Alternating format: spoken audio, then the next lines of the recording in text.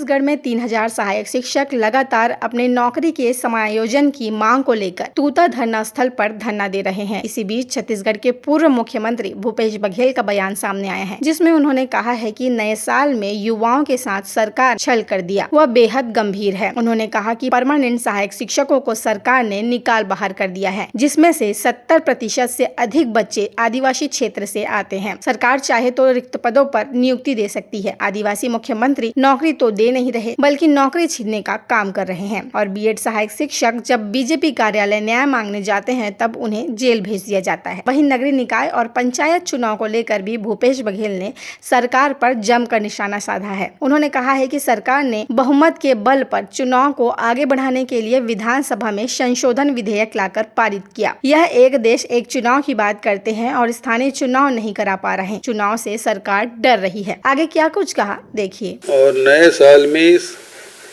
इस सरकार ने युवाओं के साथ जो छल किया है बेहद गंभीर है।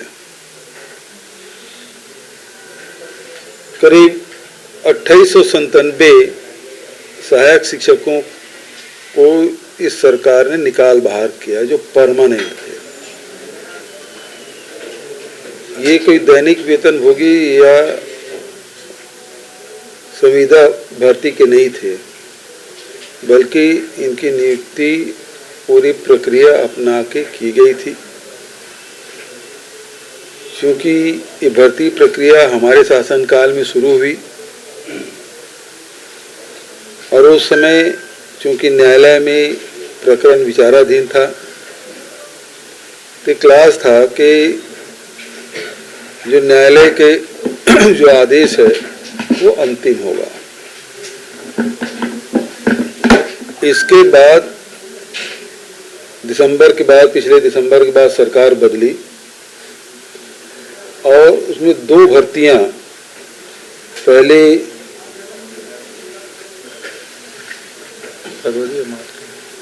9 फरवरी 2024 और 7 मार्च 2024 इनके शासनकाल में नियुक्ति हुई। 2 नियुक्ति हमारे शासनकाल में, 2 नियुक्ति इनके शासनकाल में।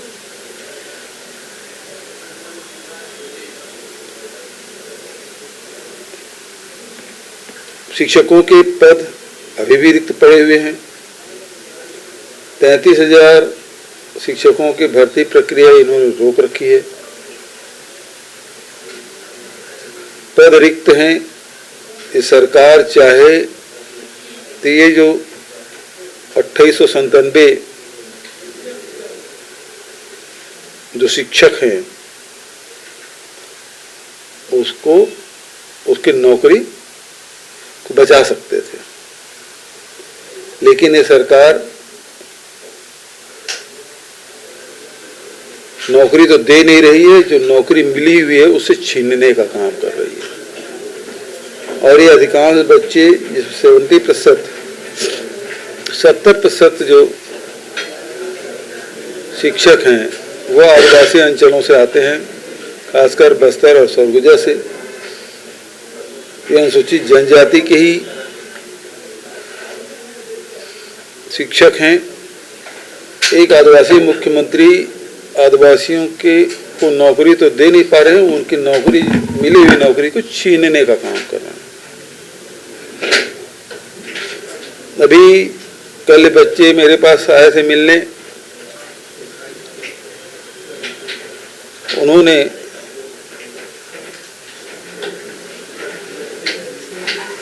नौ वर्ष में ही टर्मिनेशन के आदेश लेकर गए थे। नए वर्ष वैसे भी एक दूसरे को बधाई देने को होता है, शुभकामनाएं देने को होता है, लेकिन इन बच्चों के साथ तो इनका जीवन ही अंधकार पूर्ण कर दिया गया है। भाजपा कार्यालय गए तो उन्हें न्याय मिलने के बदले उन्हें जेल भेज दिया गया। 30 बच्चे अभी भी जेल में हैं। उसी प्रकार से पुलिस भर्ती में गड़बड़ियां हुई, हर रेंज में भर्ती हुई राजनांदगांव रेंज में गड़बड़ी उजागर व अनिल भास्कर, क्या नाम, भास्कर ही ना, उस बच्चे ने, वो पुलिस की सिपाही, उन्होंने आत्महत्या कर ली। इतना दबाव था उसे गलत करने के लिए, वो बर्दाश्त नहीं कर पाए और छत्तीसगढ़ के बच्चों के साथ अन्याय न हो इसलिए उन्होंने अपनी लीला समाप्त कर ली।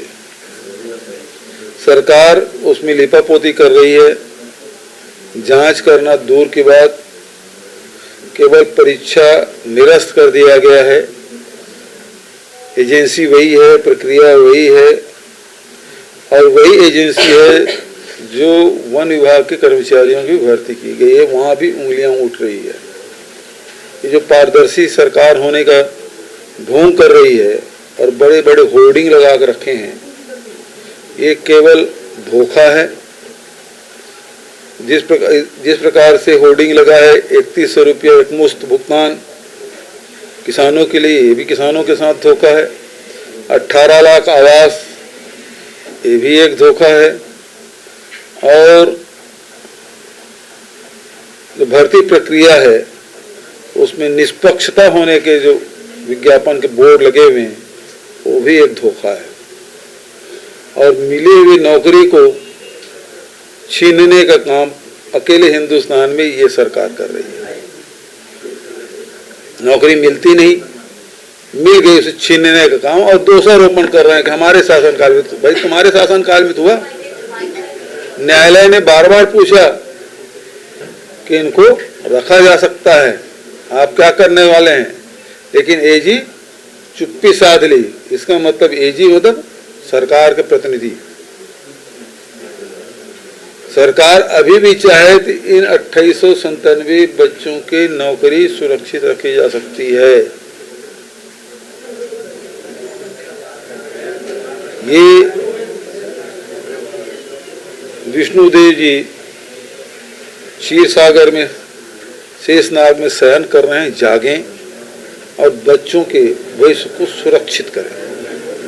सर, ये अलग-अलग नगर निगमों में कैसे देख रहे हैं? चुनाव नहीं कराना चाहती सरकार, चुनाव से डर रही है। कहाँ एक